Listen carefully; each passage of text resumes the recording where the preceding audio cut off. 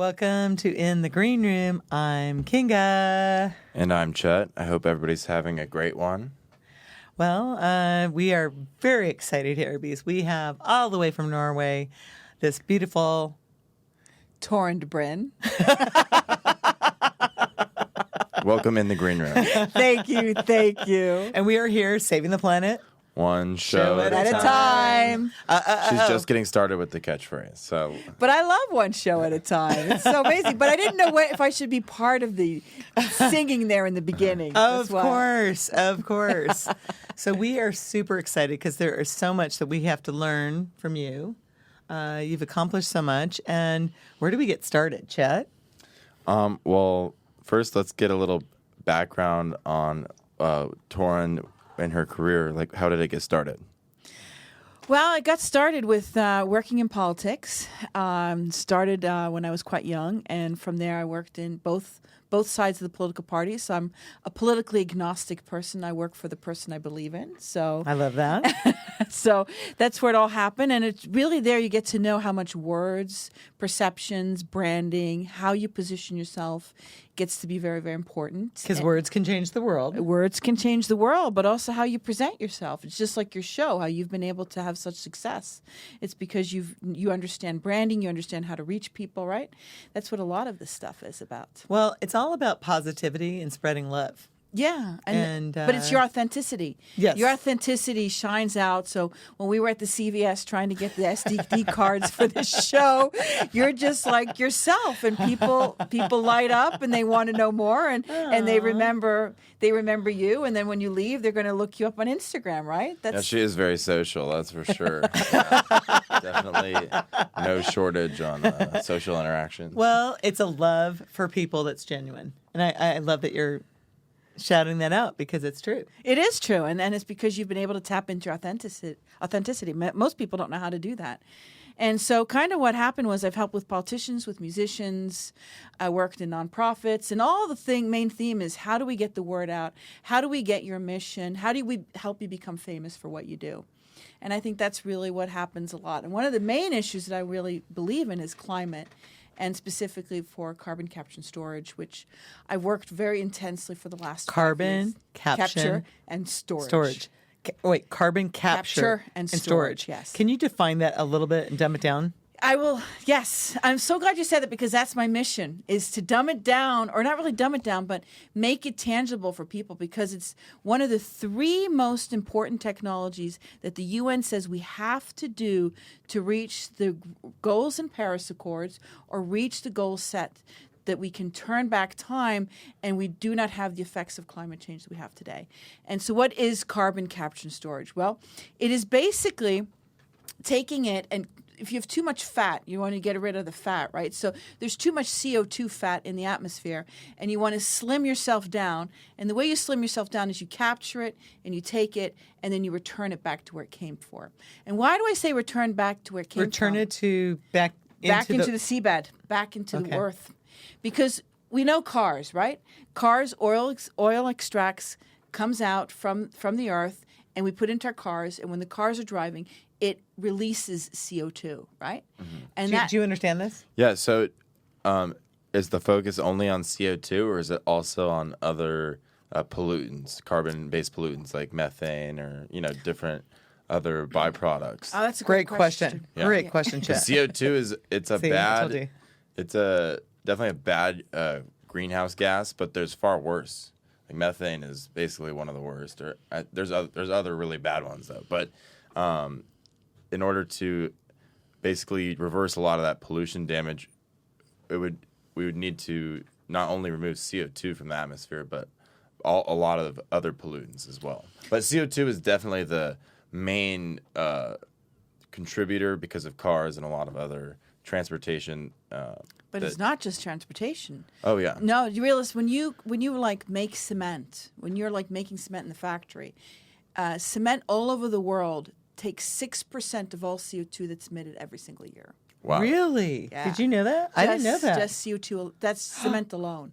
So Wow. and that's factories like producing aluminum and all these various things. So what carbon capture and storage does, which is basically returning it back where it came from, is you're taking the CO2 that's coming through the factories, you're capturing it, and you're returning it back to the earth. Very interesting. And what process does that? What process? I mean, does it? how do you do that? Well, that's a little bit more complicated, but what it is, you're putting it into basically what you do is you have the CO2 coming, and you basically have a factory, like a side to the factory, where they take the basically what's going to exhaust that's going out to the air will then be separating itself, and you separate the CO2, you liquefy the CO2, and then what you do is you liquefying it. Yes. Okay. You liquefy the CO2, and then what they're doing in Norway, which is what a lot Which is where you're from. which is where I'm from, Woohoo, straight is from where we're Norway. liquefying it. You are then returning it back to the seabed. And the reason why you're doing this is because you want to get as much of the CO2 out of the atmosphere and bring it back. And it's like with oil. When you're driving a car that's basing on gasoline and it's emitting the CO2, what you're doing is you took the CO2, you took the oil and gas out from the earth, and now what you're doing is all the CO2 that's a result of using the gas, we're just capturing that and bringing it back to where it came from. Mm-hmm.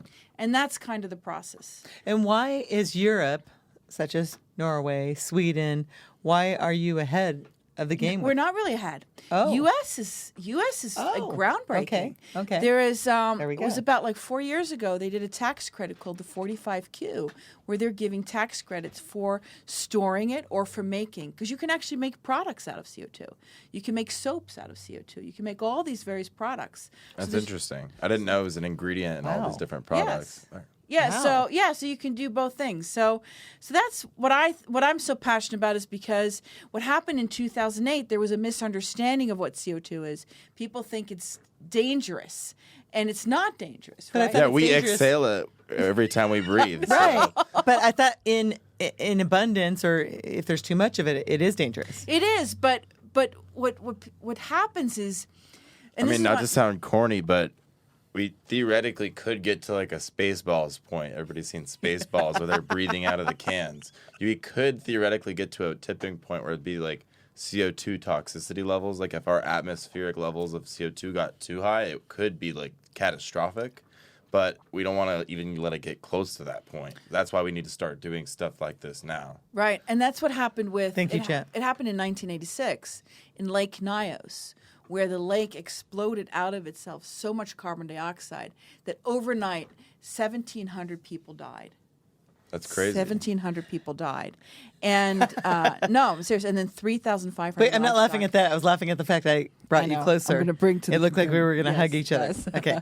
No, and so what's so fascinating about that is Hit her. that what certain environmental organizations don't believe in carbon capture and storage, because they say it's too close to oil and gas. They say it's a boondoggle. Such as where? A Give us a few examples few examples. What do you mean by that? that don't believe in it. Greenpeace doesn't believe in it. Oh, really? Greenpeace and 112 other organizations didn't believe it in 2008. So they stopped. I follow Greenpeace.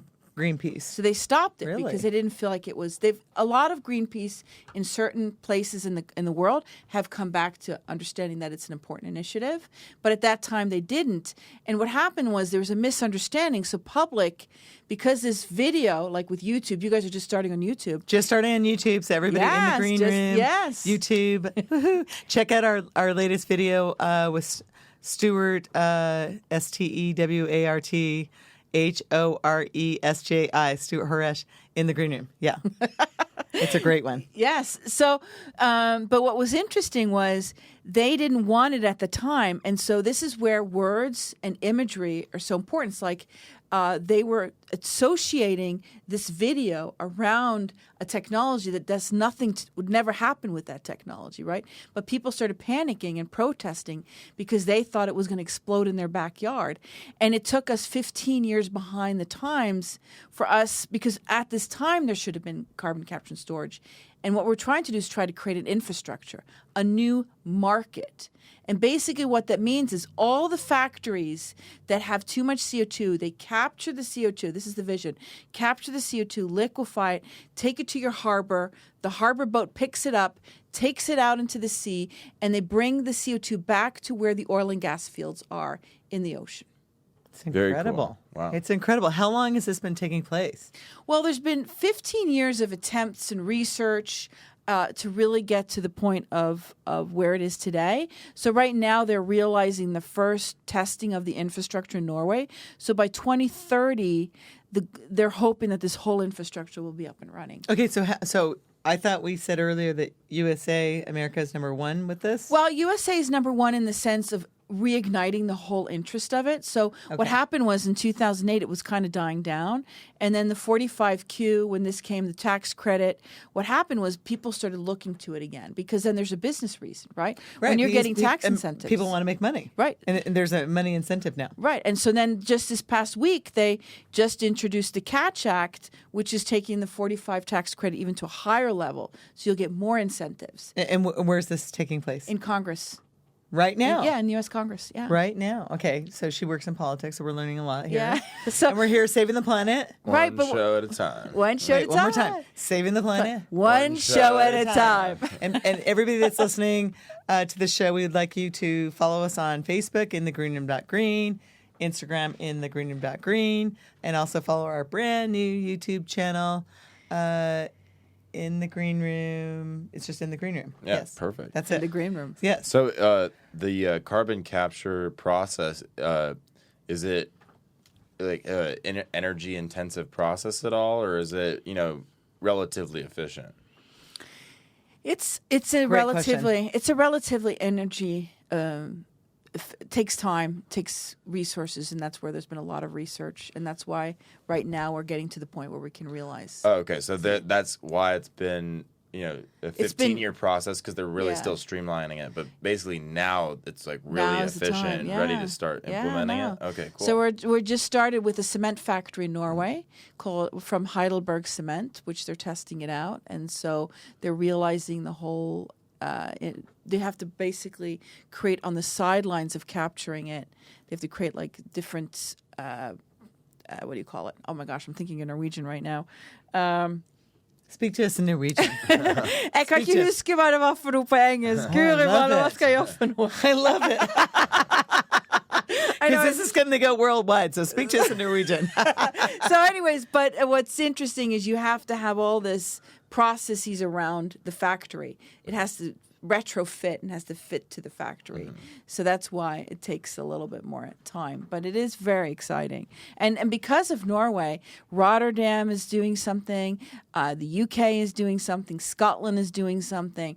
So it's created a golden age. And the golden age really started with the 45Q in the US, with this tax incentive, because if the US can do it under Trump, then definitely other countries should be doing it. So Well, and I feel like it's a really realistic situation because some people try to be like, oh, we need to, try to eliminate those factories altogether. And it's like, that's not a realistic solution, at least not for the next 50 to 100 years or something like that. So in the meantime, we need to have some kind of solutions that are going to make those factories less polluting. Right. And this is a great solution for that. So. yeah, and what we're trying to do is we're trying to teach the scientists to talk about it in a more humane way, because what's hard is for people to really understand this, and that's why I love this. and that's Keep going. and that's Keep going. and that's where my passion really is, and that's what I've done with this. I'm not a scientist, but I'm someone that really sees the potential for this, and I really believe, and we have to do things for the climate. And when this can take 90% of all CO2 emitted from factories and processing industry, we should really do something about it. And so that's where my passion is. We have to ignite interest for it. Everyone knows about wind, solar, and too much plastic, but no one knows about this. And so I like to call it we're recycling CO2. We're taking the CO2 back to where it came from, and try to get an interest. Because if you don't change the way you talk about something, you can't change the world. Because a lot of times people misunderstand things. And what was fascinating is we did a huge study last year for on Americans after the initial COVID. This was in July, and we were trying to understand what is it that we can do about climate. Is there some words that we can change?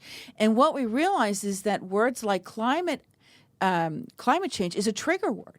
It triggers people not to support climate change, right? And Well, for some reason. Well, I think that's alarming, though. I feel like, I don't know. I think that some people trying to, avoid certain words because it makes them feel a certain way. And I feel like we need to have that urgency that climate change gives us. But I agree, like it might scare some people away, but it's a kind of a interesting, argument. I love your perspective. Although I do speak to everybody, everywhere I go. You can see that. Right. Yes. You Everywhere I speak go. Everywhere. I speak everywhere I go. You inspire That's me. definitely for sure. You've got a mission in the green room. Everyone come into the green room. But so what word or like what phrase did you find was working better with people that they That's a good connected to question. better? So what's interesting, the most divisive words are climate change and carbon emissions. And the reason why is they polarize things politically, right? But if we So true. Yeah, and so It does. but if you just change to say reuse, repurpose or recycle, you increase 20% more of people supporting it, which would be 90% of Americans. So what I say is you'll actually have 90% of Americans support climate change if you don't use the word climate change. And actually, But that's sad though, because it's basically those people that have been programmed by, I'm not going to say which news network, but the ones that don't believe climate change are real, all tend to watch a certain channel. But But you know what it is? It's something about the colorful. Who understands what climate change is, right? Well, but I you mean, do understand repurpose. You do understand recycle and reuse. It's more tangible. It's Well, I so mean- true, and it's positive because it's a solution. Honestly, I'm on the side of all about positivity, all about giving hope. And there are these extremists that come out and talk about climate action or climate change. Well, it's an and they extreme make it seem issue. like It's an but extreme they make it issue, seem like we're so- all going to die. But that's And not they're- an issue anymore. And it doesn't matter what you do; we're all going to die. Right. And I mean, so- that's true. No. You're not immortal. Well, of course, at some point we're all going to die. Yeah, exactly. So But- that's why we need to leave the world a better place for the next generation. And we got to save the planet. One show Day at a time. I'm like, wait. But what's interesting, you're absolutely right, Chet, but what's really what you'll be happy to hear is that after decades of effort, we have finally reached a clear majority. 61% of people believe that climate change is a serious threat to the future. Well, it's a fact that climate changes. Look at the ice age and the Yeah, but temperature. at least you got a majority. Oh yeah, 100%. But I think it's Good point. absolutely insane that people try to claim that they don't believe in climate change when the ice age occurred. At one point, the surface of the Earth was like several hundred degrees. The climate is constantly changing. Right now, we're just accelerating it, and I just think a lot of people like are borderline like you were saying, basically just politicized and brainwashed and don't even think about the issue. Like climate change should not be political at all. It's just something that the Earth goes through. Right. The climate is always changing, literally. Like, Well, that is true. Yeah. And on That's that, why you need another word. yeah, exactly. You need to have the comprehension. Exactly. You can't just shut your brain off because you're hearing a certain phrase that is, you've been taught. But is on that on the note- other political side. But on that note, I care about the ocean, and here at the studio we only have plastic. I'm not going to do.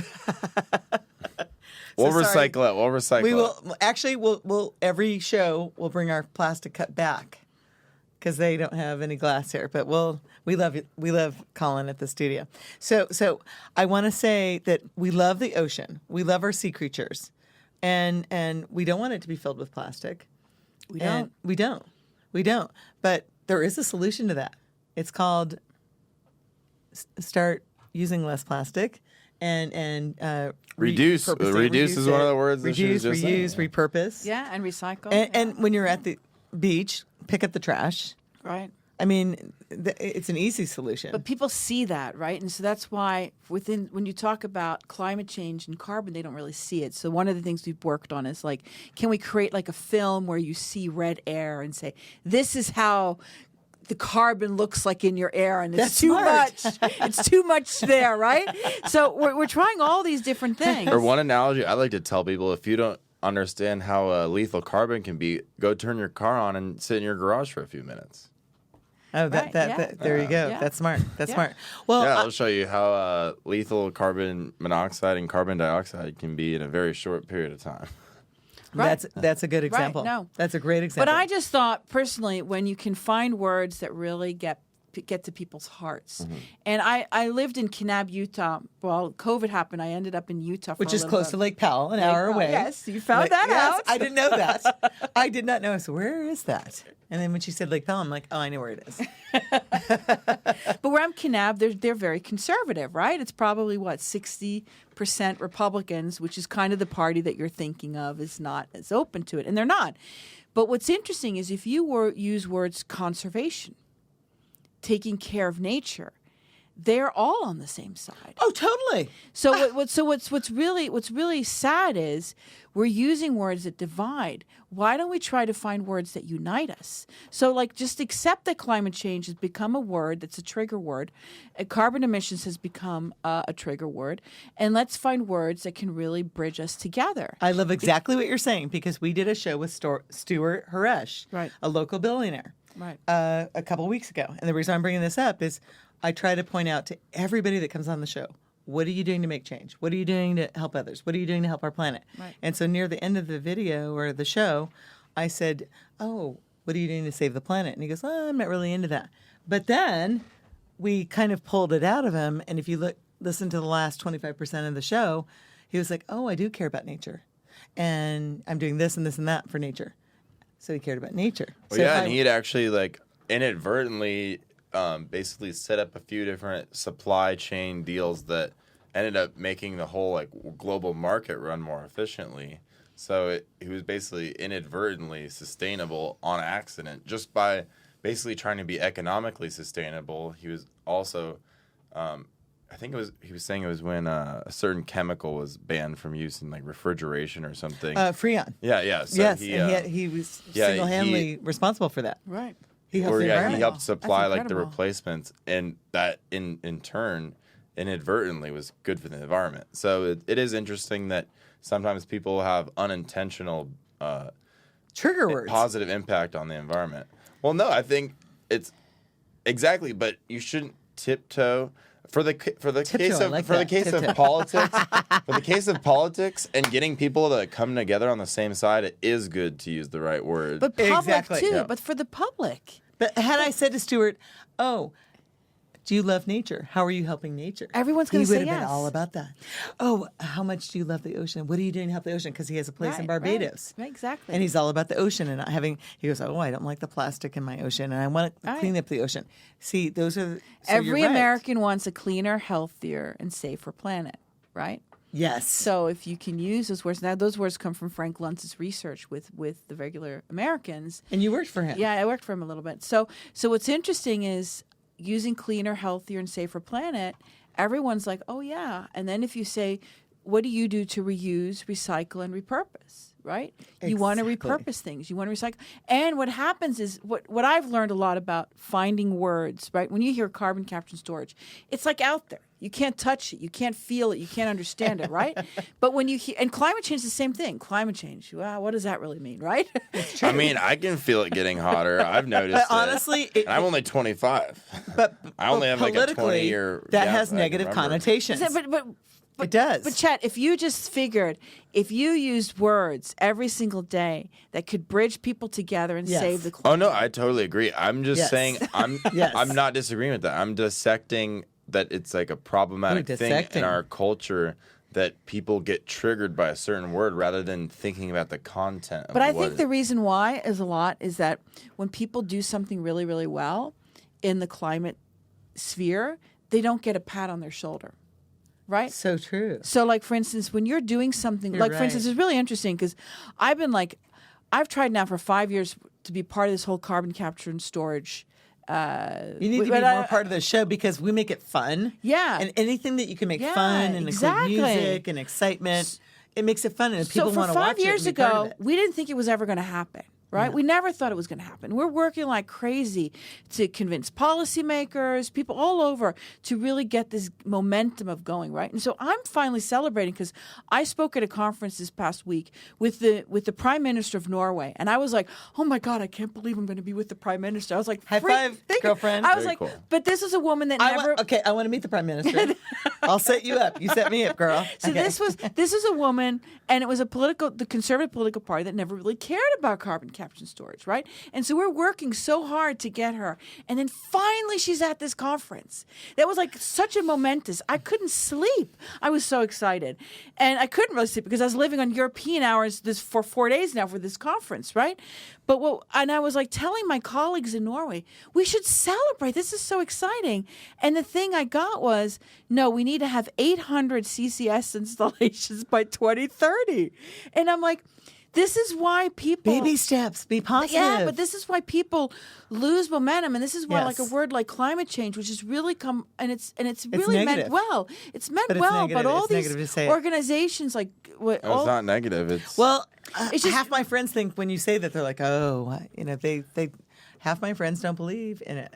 yeah. No, I'm saying it's laughable. They just think that it means the world is going to end, and I don't know. They I know, just- so they need to like go back and retake 5th grade biology, where they should have originally learned about that the world goes through climate change. But Chad, is like we need to celebrate, and I think that's where I think Yes. that's what happened with the organizations is that well, what it but it's really like when is it's changing the branding on it. Yeah, but it's not that. But it's not like, for instance, when I'm Change the talking words and change the yeah, but world. when I'm talking to all these colleagues, we've worked so hard for 5 years, and some of these people worked for 15 years. I came late to the game, and I'm celebrating, right? I'm celebrating the prime minister's there because it signifies this is their main climate objective, which it wasn't when I worked for the Norwegian government, right? And I'm like seeing this is a time to celebrate Progress. but no one's celebrating. They're looking to the next thing. And I think that's where you get climate fatigue. You get Yes. people losing interest in it because if we can't celebrate that we've changed a little bit, that we've changed so that now this is a priority in the Norwegian government. This You're is being- this is amazing, by the way. becoming- Wow. This is becoming a priority in the UK, in Rotterdam, everywhere. And we can't celebrate? Pause for a moment and say we did something? No, we have to talk about do we have to have 800 installations by 2030. So you're making these people, these businesses. I mean, these are amazing businesses. Like the cement factory guy, I'm so impressed with him. His name is Per Brevik. He had a vision. let's shout him out. Where is he? Per Brevik is in Norway. He's amazing. Let's You get should him on have the show. He is. are I'll you get him gonna- on. I'll okay, tell him. okay. So what's so amazing about him is he thought I need to make my cement factory more efficient. So what did he do? He's thinking about repurposing, right? So what does he do? Instead of using gasoline and those, he's like, can I use waste instead of so I can be more energy efficient? And he did this in like 15 years ago, right? He was way ahead of the game. Wow. And so Wow. what Norway has some of the highest salaries in the world, right? But because he has been so energy efficient, they're not letting the factory go. It's still profitable because he found a way to be energy efficient by using waste. So he's actually using incredible. waste. I know. And so How did he think this up? That's I don't know. incredible. You should have to him on the show. He's fantastic. Oh wait, hold on. Next week, let's fly to Norway. Or you can have him on the because we can do a show there and pipe it into the Yeah, Star you Worldwide can. Networks. Woohoo! But what was so fascinating is one man's vision, where no one really thought about it. He saved a factory of about 100 people that did not have to dislocate, leave their town that they've lived for generations, just because he thought energy efficiency with the factory. Because he was brilliant. He was brilliant, but the next step now is the How old carbon is this guy? He's like 55 or something like that. Wow. And the next stage now is carbon capture and storage because he sees if we can create this infrastructure, a whole new market where you're basically all over. That's the vision of Norway is to inspire the world, is to take the CO2, capture it, and then return it back. But you pick up the CO2 from harbor to harbor to harbor, and you have to pay for that. Like, because CO2 has a price. I don't understand. Pay for it? How? Well, CO2 has a price right now. Like, there's a price point for CO2, how you can trade back and forth. And in Europe is much more efficient. Here in the U.S., there's like 13 states that are doing it, but it's like So hold on. So Europe is more efficient with it. they're more efficient with the trading of CO2 and Okay. understanding that. But what's I interesting? thought I heard that in the pre-interview, and then Yeah, okay, that's why I looked it up okay, for you. Okay, okay, thank you. But what's so fascinating is if we have a vision and we capture the vision, we're positive about it, that's when things happen, right? Hello. That's And what so, the show's about. and I think that when we're looking at climate change, we should look at how can we all come together to repurpose our lives, reuse what we're doing, and recycle, right? And those are words that really work. And not only that, Americans, like for instance, the one most important thing that people are really concerned about is ensuring clean water, right? And so that's it's like, everything. We can't live without clean water. right. Hello. I Right. think it's also important to remember reduce in that. Yeah. Yes. In Reduce that list too. consumption. Yeah, because Yes. we have definitely a problem with excess here in the United States. Being yeah. wasteful. Oh yeah. And 100%. honestly, if you pay attention to what I do, I have the same purse for 15 years. I keep wearing the same clothes. I do like to spend money on food. I'm a foodie and I like wine. But outside of that, like I repurpose and reuse things. I'm not wasteful. Right. That's Even wonderful. though I can afford it, Right. I really care about wonderful. the environment, and that's Yeah. one of the ways I give back. And Yeah. I don't waste water. But what's I mean, so Chet likes to make fun of me that I don't wash my. I'm like, I only wash my hair once a week, and Chet's like, that's gross. But no, it's not. My No, it's hairdresser, my hairdresser tells me fine. not to wash. it's better my for hair, your but- hair. Exactly. Yeah, good for you, yeah. Exactly. And it takes me like, 30 minutes to wash my hair, and that's a lot of water. So, Right. It's better for my hair. It's better for the environment. So I try not to waste water, and in many ways, I try to be, I try to carpool. Whenever we're going somewhere, I'm like, oh, will you carpool? Will you carpool? Do I say that? Yeah, you are. Yeah, very good. you had me pick you up. So. Evidence right there. Direct evidence. And I was like, that's great. But it's so what's so beautiful is the younger generation Yes. are so concerned about the environment, which I think is beautiful. Well, that's why I'm And, doing this show, because my kids, Rachel and Chet that's part of it, and Rachel is occasionally part of it. They, a long time ago, were like talking about the environment, like back when you were in like 6th grade. And they said, just you need to quit being so wasteful. And you taught me to be more about the planet. So thank you. Yeah, well, it's important. Everybody needs to do their part and start reducing and thinking for the future. I think a lot of people are too self-centered and don't think about the future generations, and we just can't do that. Actually, that's a really good communications tactic for people that are working within this area, is to always remind about the future. Yeah. That's why Greta Thunberg, that younger girl from Sweden, when she was going around, Hello. We love her. she inspired, like, what about the future? What about me? What about my generation? And that's really gotten people to think, right? We all are thinking about that. So, and there's a lot of new things that are coming out. There's something called the circular economy. I don't know if you've heard of that. Yes, of But course. that's a really big thing over in Europe right now, where like a lot of countries now are doing reports on how circular are we, and what does circular really mean. It's all coming It back means around. You're repurposing everything you're using. The goal is to repurpose. Like, I'll give you a really interesting factoid. Do you know that in cars there is gold? What? There's Electrical wiring, yeah. Yeah, there's gold. And so if you look at the car parks that are like all these waste dumps with cars, they just let the gold stay in there, Really? right? I did not know that. You gold knew and that. gold is becoming a rare resource, right? Even more and more rare. And we are not even taking care of. And think about what's in the phone. All the rare metals, right? And how are we actually reusing and repurposing all these metals? There's so many rare metals now that are in danger zones because we're not being good custodians. And then we're just spending tons of money mining it out of the earth while Right. we're just throwing it into landfills. Like, it's ironic. Right, and that's where they're really, like, in the U.S. is probably the worst in recycling. I mean, I would agree with. My heart breaks when I go here, and I have one garbage dump to put everything in. I'm like, I'm throwing away glass, I'm throwing away aluminum, and I'm like, all in one place, and we're not doing something with it. Can I say, when Chet was about, how old were you last when you were in Sweden? Maybe 8? I was like 3. You were 3. I was literally 3. Maybe 5. 3 or 5. I don't know. But a long time ago, we were in Sweden, and he and his sister. No, you weren't 3, because then Rachel's 1. He was probably I'm younger. okay. He was probably Did you 5. hit your and she was head or probably 8. something? But I'll do the research and we'll get back to you. But we were in Sweden, and I couldn't believe it. There was no kind of recycling here in the States, none at all. And we were visiting my sister, and we stayed with her for a few weeks. And there were all these bins years ago. I mean, I mean, I don't know how old he is now, but I would say at least 18 years ago. And there was like different colored glass, metal, plastic. I mean, she had all these bins, and everywhere you went in restaurants and public, so many different bins. And we didn't have anything like that here. Not even Still any don't, recycling you still don't bin. have it here. Okay, can you help me change that? I would love Wait, to change can that. you and I would change love, this? I would love Can to we change. change That's the my world? vision and dream to change that because okay. I'll tell you one Do you thing. promise me? You're gonna help me do I'll this? help you. We'll talk Okay, offline about it. okay. But what's fascinating is like in Norway, like if you look at the plastic bottle you have there, right? As we're drinking out of plastic. No, like the plastic bottle right there, right?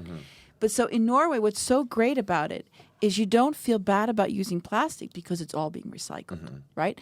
In the stores, you have these little boxes where you just can put the bottle in and you're getting money for it. But you're getting quite a bit of money. You're getting like $1. Like Incentives, and so you're that- getting when all pe- these incentives. So 90, I think it's 95 to no, I think it's 95% of all plastic bottles are recycled in Norway. But help us change that because if homeless, But it if makes- the it homeless makes could people- like yeah, if the collect homeless- the plastic yes. bottles and get money, they But would that's be what they do doing in it. Norway.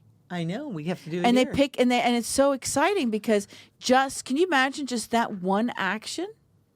Right, that one action could transform so In much. fact, something Massive that was difference. really smart back 18, 20 years ago. I don't know how old you are now. Don't say because it'll divulge my age.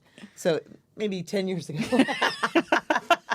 So we're in Sweden, and something I loved in Sweden back 10 years ago when he was, a little kid. When you're at the restaurant, they charge for water. Because you know how you go to a restaurant and everybody gets water and they serve the water, nobody drinks their water. Some do, but most of, maybe I didn't half know the they did people that. do. That's right. Oh, yes. It was the same price as a beer. So you order beer or Wow. a glass of wine instead of the water because you don't want to pay for, tap water. Right, no. But they don't waste it. Right. It's incredible. But there's no incentive here locally to really recycle, right? And that's what's so sad. But you were going to change that with me. Okay. We're here saving the planet, One One show share at a time. and you were going to help us with that All right. because Yeah. it is Well, even ridiculous. worse, in some cities, you have to pay to recycle, and then you also see the news articles that say, "Oh, they're only recycling 20% of the stuff that comes in, or something." So you're like, "Wow, I'm literally paying to only recycle 20% of this bin," and that really discourages people. So they need to make the whole system more efficient, so that way Right. there's more trust in the recycling plants and systems. He's in the brilliant first because that's a place. great point. So how do I remember in Sweden, my sister and her husband were so meticulous about cleaning out this glass or this milk carton or whatever it was. Well, yeah, that's the problem is that we're bad at recycling, so that's why they can't recycle so much because so many people put bags in. Don't put plastic bags into the recycling. That literally screws it. I see people all the time that throw trash bags into the recycling. You can't recycle a trash bag. So this should be taught in kindergarten.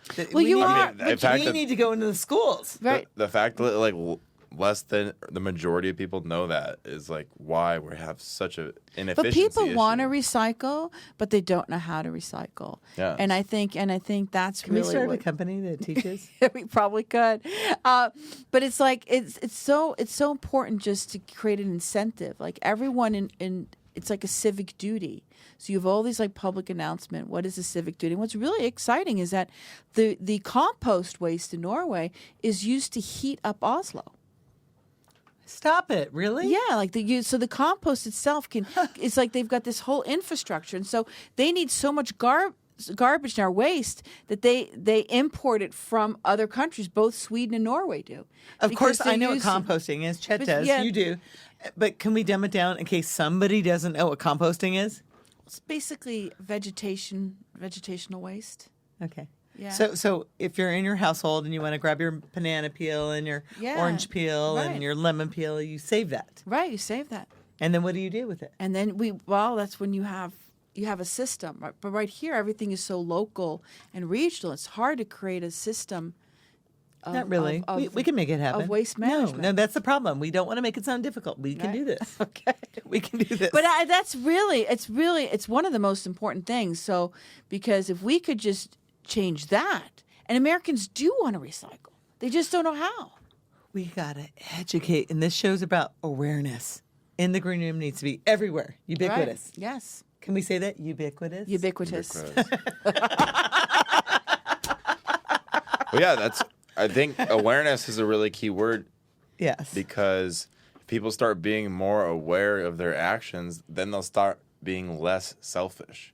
Because a lot of, Yes. like, not taking the time to rinse out a bottle, and then that screws up the whole recycling bin, that's just basically a selfish decision. You didn't take that 30 Lazy seconds. and selfish. Yeah, that didn't take that 30 seconds to make sure your recycling was able to be recycled. So that's what we need to have more of an emphasis on intention and awareness in every action you're doing. 'Cause Mindfulness. It's yeah, exactly. It's people that aren't having those thoughts that'll throw a straw out the window because they're just not even thinking about how their actions impact other people. But that's how they do it in Norway. You have to continually remind people. Like, so you have like this commercials that show you how glass that you recycle. You have commercials? We don't have that here. Oh, you don't? Glass? No, but they'll have like infomercials. Like, so they'll have these, show you how glass can turn into this products.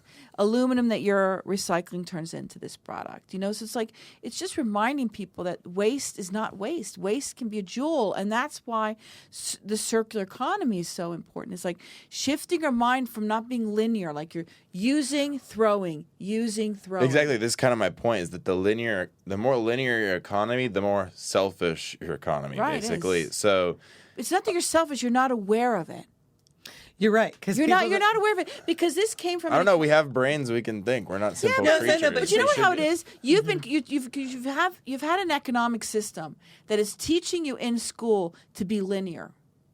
It's teaching you to be linear. Like the whole economic system is based on a linear model, right? And that came right after World War II when they're creating the whole new economic system, right? So now what's happening all over the world is they're working on creating a circular system where people now are looking at everything you're doing as repurposed. So it's not like, because it used to be that a washing machine could last 10, 20 years, but now it doesn't last anymore because people are creating products not to last. But if you give an incentive for Exactly. companies... It's that concept of just more, Right. more, which Yes. is a selfish. But it's not just trait selfish. at It's root. selfish. It's selfish because of the people, but it's a system that's been created, and you have to break the system.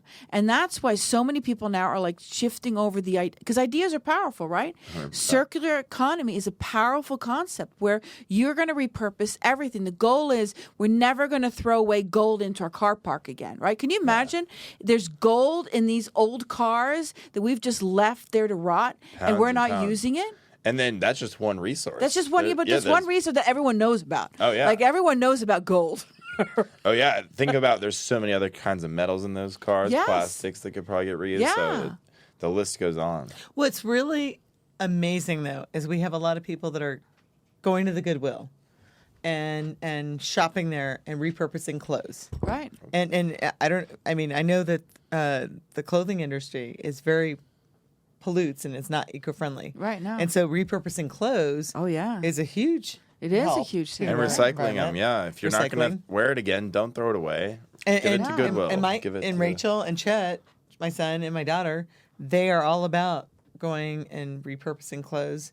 And so Yeah. that's just one small thing, but all those small things add up. It does. And there's like this It's cool app circular. in Norway. There's this cool app in Norway where Is it? you can order, you can look at old dresses from around Oslo, like where I was living, and you can see these dresses, and they're like, I like that dress. Then you can rent it.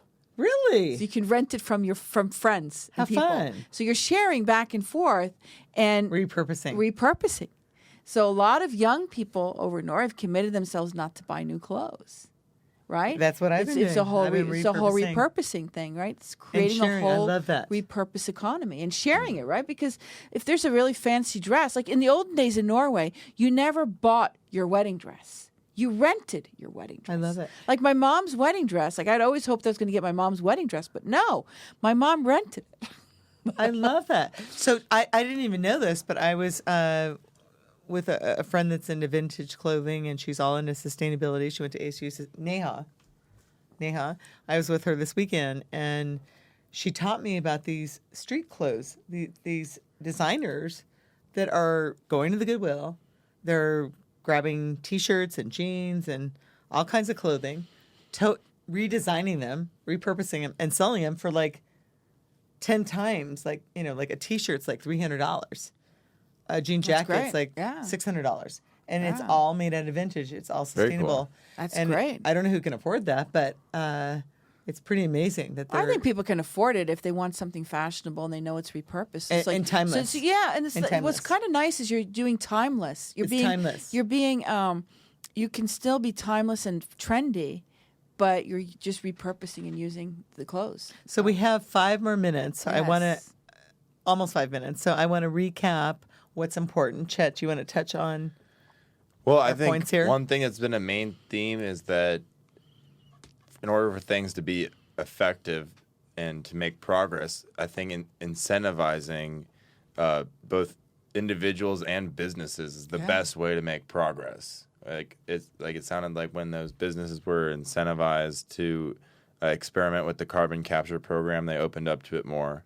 So I think we need to just think of more ways to where we can incentivize people to recycle more on an individual basis and have the whole system be more efficient. So I love that. I don't know necessarily how we're gonna think of a way to incentivize those things, but I don't know. It seems like people need that initiative. Well, I have some ideas because, like you said, you watch commercials that teach you about what all this is, how, if you save this, if you repurpose this is doing this and it's going to save. I think if we had more commercials on, how we don't want to pollute the ocean and about how. But you've done that, and that's been great. Exactly. So we it's could done do great. more. We could yeah, do more. but we have to, like, for instance, if you're thinking recycling, you're going to have a system to do it. I think a lot of people want to recycle, but they don't know how because there's no infrastructure system to actually repurpose everything that's being recycled. Yeah, that's where my point came in. In Yeah. order to get that system in place, we're going to have to think of the proper incentives Right. so that people and will what would that be? implement You're the expert. Come Well, on, tell us. I think the one put her thing on is the spot. the public needs to put pressure on policymakers to really create a policy where you have to recycle, like businesses Like have to how? start How thinking. would you do that? Well, one thing, because everybody hates penalties, everybody hates taxes. But that's the best way. Well, no, the best way would be to do it the opposite way. So every year, people would get some kind of an incentive bonus if they had been X level of clean and didn't produce a certain amount I of love carbon that. footprint. That's a great Yeah, one. I like yeah. that. That's a great way. Yeah, I Like something like that. that. So you start at $2,000 and then, the more polluting you do over the year, the more is going to come out of that. And if you're a really, polluting person, you're not going to get any of that stimulus. Something like that would really incentivize people to change their behavior like on a dramatic level. I don't know. It seems like we need something like that. I don't know. What do you think? You're the expert. You work in politics. Well, I think You're I changing think, laws. No, You're helping. I think what's really important is to capture the imagination of the public and capture the imagination of businesses that you can actually do it. You can actually break the system, and I think that's what was really interesting in Norway because Norway was really resistant to the whole circular. Are you saying economy. Norway? I'm giving an example for Norway right now because it's human nature. Are you saying Norway? Yeah, I'm saying Norway. Okay, you say it Well, really people get fast. stuck in their ways. They just They don't get want stuck to in ways. change. But it's like Yeah. in Norway, like they didn't want to do a circular economy report, and every Scandinavian country was doing it, and they got pressure, so they had to do it this first year. So this is the first year they're creating a whole circular economy report, saying how circular is Norway, and Norway is only 2.5% circular, right? But now you know where you are. And now you know where you're going to go, right? And so that came because of the public pressure. That did not come from the policymakers wanting it. It was the public saying, we're not accepting what's going on right now. Really? Yeah. So, and I think that's where I think a lot of the repurpose trends that are coming here in the U.S., it's the young people, right? We don't want to live the way it used to be, right?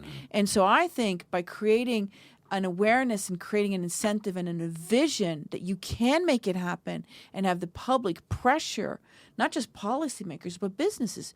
Don't buy from someone if they don't really represent what you want. That's one of the reasons why so many businesses today have a nonprofit. They're showing how they are, like the non-GMO. Before, you didn't care about non-GMO. Right now, a lot of people don't buy products that don't say non-GMO on there, right? Sure. So it's the same thing. If you're saying, hey, I want to see on the label, hey, I want to see this company, you're Organic, repurposing. non-GMO. Yeah, but you're repurposing. Like, so for instance, if you think of Heinz bottle, those nice bottles, if Heinz could have on their label, we recycle 75% of our bottles. Or you have that locally grown, I can't remember what it was, Shamrock, or they have like those glass milk, right? And you get $2 for returning it back, right? That's the way to do it. Incentive. And that's why I only buy that milk, because it's glass and I can recycle it, right? So I think if we as public say we're not going to buy this and we're not going to accept this anymore, just like we didn't accept Nike going overseas and having children, child labor, right? We're not going to accept you now, company, if you can't show that you are helping to recycle. So I'm going to give a shout out to both my kids, because like if I'm hiking with them and they see trash, they have backpacks and they put all the trash in their backpacks. And my daughter Rachel, she only buys from eco-friendly designers that are Right, eco-friendly, right? totally eco-friendly. Exactly. So then now it could be it could be circular economy friendly. Totally. How much are you recycling, circular recycling everything you're doing? How much are you repurposing all the machines that you're doing? How much are you doing? And that's what they're quantifying in Europe right now. They're doing reports. And if you're forcing business to have a circular economy report, how circular are you? How much are you repurposing? How much are you recycling? And how much are you reusing? And when the public says, we want that, and we're not going to buy from you if you don't you think they're going to change? But I think they only And I are gonna agree. want I that agree. with awareness. It really does have to come from the public wanting it, and that's why it's so important that we spread this show. And that you send this show to Or everybody talk you know. about it, but And also Colin sends this show to everybody talk about he knows. being mindful and Yes. just thinking about every action you do. Chad, I'm So, going to give you one thank you. last thing, because Yes. this is what's really inspiring. In the 1900s, if you look at the factories before, like in the UK, they had so much smog that people were dying, right? And all of this pollution everywhere. And it wasn't until there was a public uprising that the EPA happened. Right? It didn't happen until the public said no. We're not going to have dirty air. We don't accept it. Right? But like if you think about with Churchill, they were dying and dying and dying with the smog was it in the 60s or 50s, right? And it wasn't until the public said no. And if you look at the town I live in, Norway, it's basically an industrial town. And Norway's so beautiful. Oh my gosh. yeah, but not this part. This part is all industry. I'm telling okay. you. And so in this industrial town, it was smoggy. You could practically not breathe the air. And within 20 years, it is so clean and so beautiful, so pristine. Why? Because the public said no. And see, and that gives you hope. It gives you hope. It gives you hope because things can change. Yeah, and I think that one thing that is kind of, I don't know, it's another whole topic. We could do another whole show about we can this. do. But, Oh my gosh, you're a monthly show. Ha ha. I think one reason why people are a little bit, slower to enact public change are our phones. Our phones are so addicting, and we're on social media so much. It kind of makes us complacent to, what's happening with nature and what's Do happening. you think with we are climate change. complacent? I don't think so. Or do you think you're I'm just not. so hard on yourself? Well, no, It depends on the person. I'm Right, not. yeah. No, I I can be think- nature. as a I'm all about society, it. we're becoming a little bit complacent. Look at how many monopolies there are right now. The aviation industry, there's like 3 companies or 4 companies you can get a plane ticket from. Similar with computers, phones. A lot of industries have monopolies in them, and we are accepting of that right now. Is that But how does that? complacency? But hold on. How does that have anything to do with us spreading awareness and getting out that we have to recycle, repurpose, and reuse? Well, Yeah. exactly what I'm saying. Like how we were talking about how there's not proper efficient systems here that are in place in a lot of Europe. So it would seem that the people in Europe are a little bit more or aggressive about enacting that change from the public first. But the reason why the public is there is because they're voting with their feet, right? So the environmental parties are making such inroads. They're taking like 10 to 20% of the vote right now, right? Like in Norway, it's completely turned around, upside down. So I think if we just create an awareness and a hope, Yes. I think it's really That's the main thing. I think it's Positivity. incentivized. Yes. It's incentivizing. Like I was so when I was researching on climate change, how do we make carbon capture and storage interesting and inspiring and when And I positive. You have to make it- and everything has to be But positive. when I saw the pictures from the 1900s, if you go back and you look at how the smog was everywhere, and people just accepted it, right? And now we don't have it. And that's what I'm talking about, celebrating progress. love You know what? Celebrating that water is cleaner many places, right? We're taking care of our national parks, right? We're honoring the earth much more like the Navajos did many, many years ago. I love you so much because you're pointing out the important things that there is positive change. There is positive change. And that makes you, it's kind of like if someone tells you, oh, like you're trying to lose weight and someone says, oh, you look fat. Then you're like, oh, I want to eat more. But like, you know what I mean?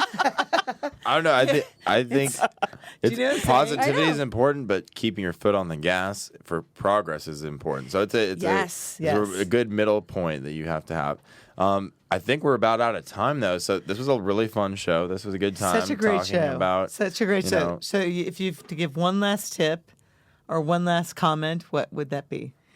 I think it's just be mindful of your words. You know what? I think we're in such a divisive society right now, and you could change by unifying just by one word. And it's not just within climate change; it's by being more careful on how you're using words, because I think by bridging together we can do a lot more. And positivity. yes, and but positivity. still call people And spreading out. love. Just use the right word. And spreading love. Saving the planet. One One show at a time.